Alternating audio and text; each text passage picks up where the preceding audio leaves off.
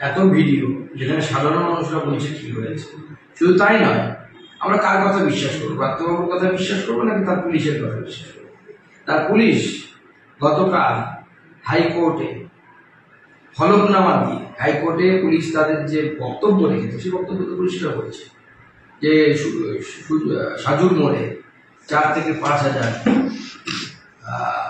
যুবক, স্থানীয় যুবক উল্লেখ করেছে, তারা লোকাল গুনস বা লোকাল ইউথ দে অ্যাকোমোডেটেড। পুলিশ দিচ্ছে, আমার কাছে তথ্য প্রমাণ আছে, আমি গতকাল মিডিয়াকে দেখিয়েছি কলকাতা।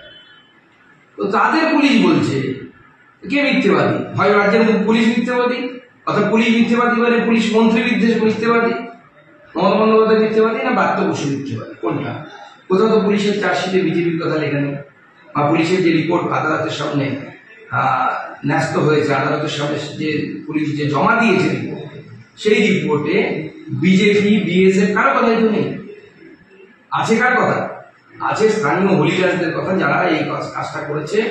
এবং ব্রাত্যবাবু পুরো বিষয়টা থেকে চোখ ঘোরানোর চেষ্টা করছেন কলকাতার বুদ্ধিজীবীদের, কলকাতার মানুষদের। তারা যদি বোকা হয়, আবার 1946 গ্রেট ক্যালকাটা কেসের সম্মুখীন হতে হবে, বাড়িঘর ছাড়া হতে হবে। কলকাতায় আপনার যত বড়ই আবাসন না থাক না কেন, 14 তলাতে থাকুন বা 40 তলাতে থাকুন, সেই তলা থেকে নেমে পালাতে হবে।